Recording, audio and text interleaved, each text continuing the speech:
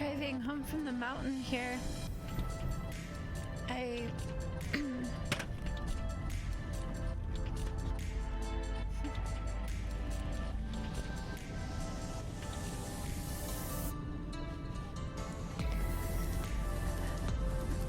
done a series of videos over the last week or two, and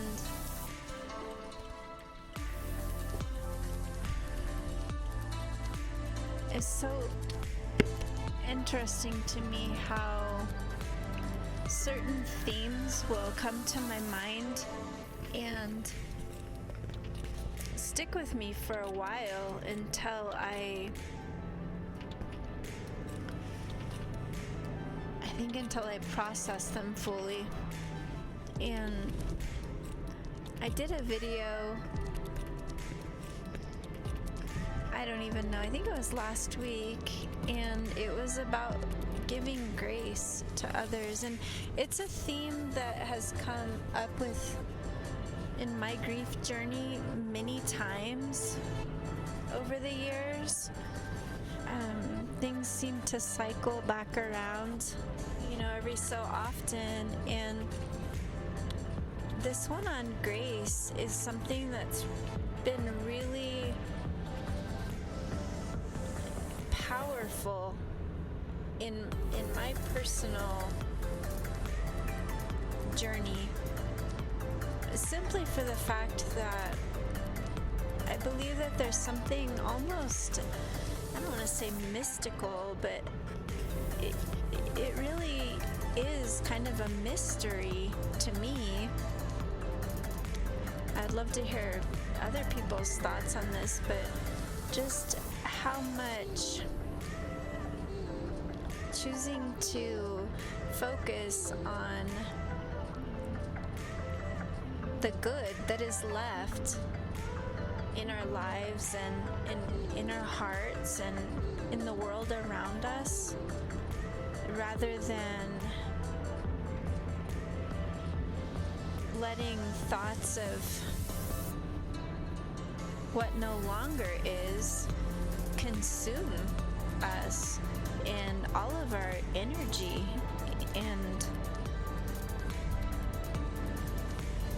grief is hard enough when we're going through this journey, even if we do choose to focus on all that is good and all that is right with our lives, in spite of these colossal losses. Our energy is not the same. Our strength is we feel so very weak. And so by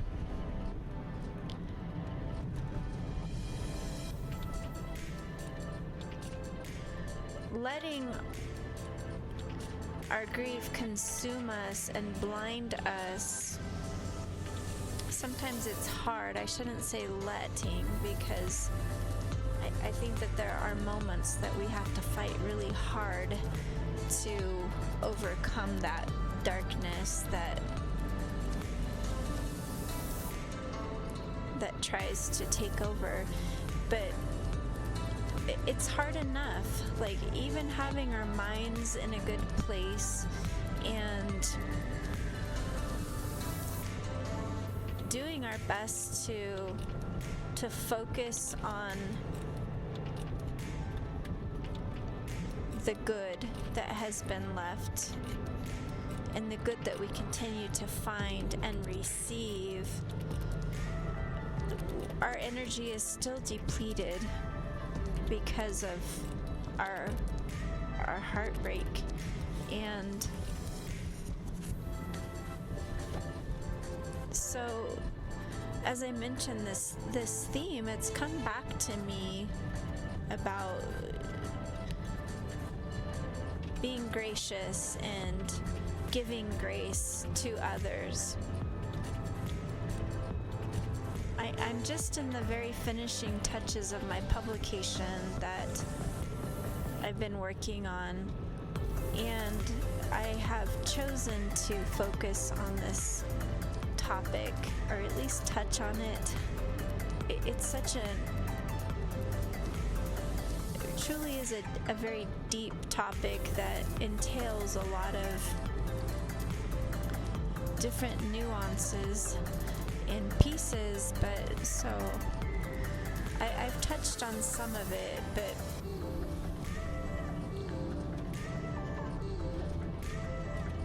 I think the reason that grace has been so significant to me is the discovery of how much love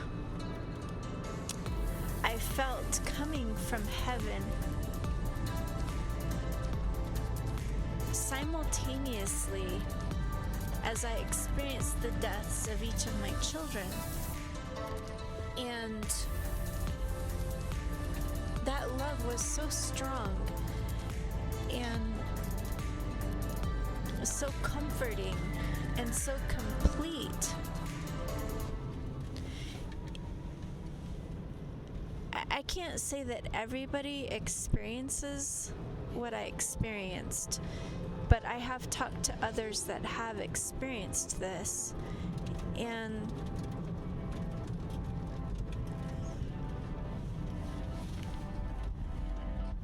driving up a mountain here that is let's see if I can get it on video. I don't think I can. I always want to show what I'm seeing. It's very beautiful today. I get distracted by the beauty around me, and then I forget what I'm talking about. The snow is so bright. The sun is really bright right now, and there's also a bit of fog, and so that's really cool. That's what I was trying to show you. So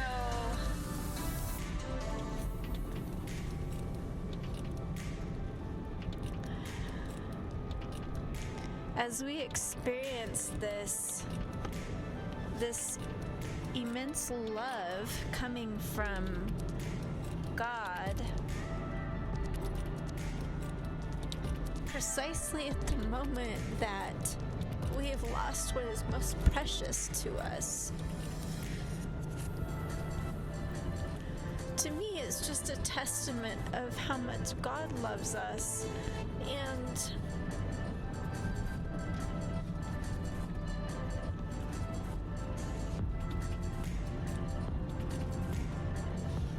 how He understands how difficult it is for us to return to Him what He has given us, and how much pain we feel. And He treats us with a lot of tenderness in these moments. And for me personally,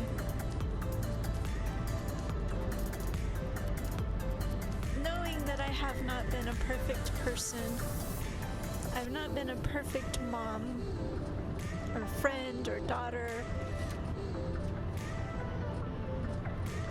and I continue to not be perfect. I continue to be very not perfect. But in these moments that God helps us feel this immense love,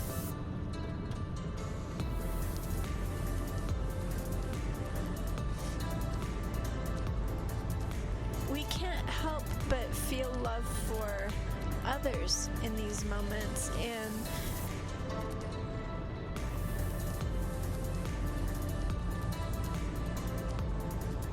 so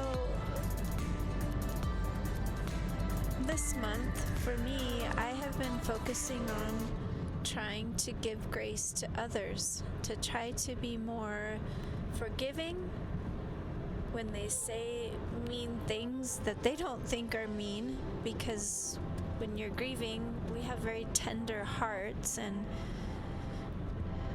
there's no way to know what it feels like unless you're experiencing it. And so it's really easy for us to be cut to the core by insensitivities of others. And so I'm trying to be gracious. I'm trying to be full of this love that God has given to me, that He has shown to me, and it has made all the difference in my process of grieving. It does not take away the pain, not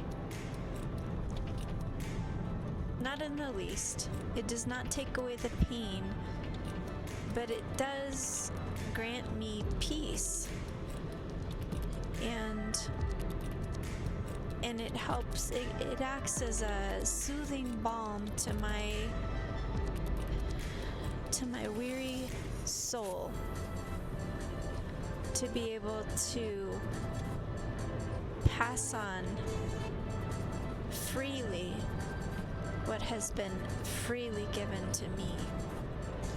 And not only that, but I believe that it takes off a little bit of that edge, and it definitely brings us into the light and out of the darkness of despair.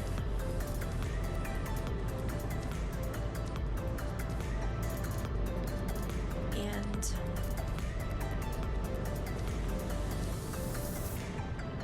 even though it's not easy,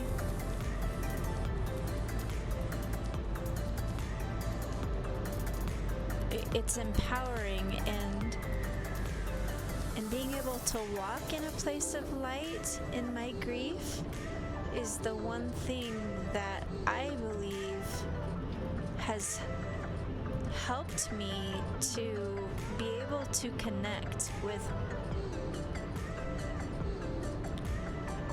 my precious children who are now on the other side of the veil, on the other side of heaven. They're on the more pleasant side of heaven, I believe. But I believe that by choosing to give grace, to be grateful for the grace that has been given to me, but also to give grace to others, that is the one thing that I can do. It doesn't require any money. It often doesn't require any time. It just requires thought and the decision to give grace. And if it means that I can stay connected with my sweet Josie, my precious tender son, Julia, it's worth it. It's worth it. So I invite you to try. If it's been hard for you to let go of certain things, hurt feelings, whether it be from issues that occurred with your child or another loved one before they died, something you did, something they did, or somebody living, whether it be a stranger or somebody that you share a home with at this time. Try to let those little things go. Let them go. You'll be so much happier. The heartache is real. The heartache is love. The more you love, the more it hurts. But they're right here with us. So this this Christmas, this holiday, instead of keep forward going, let's keep forward growing. That is what I hope to do. And I thank you all so very much, my warrior friends. My warrior friends, we're all fighting our own types of battles, and keep going, keep going, keep going. Don't be afraid to grow. I love you all, and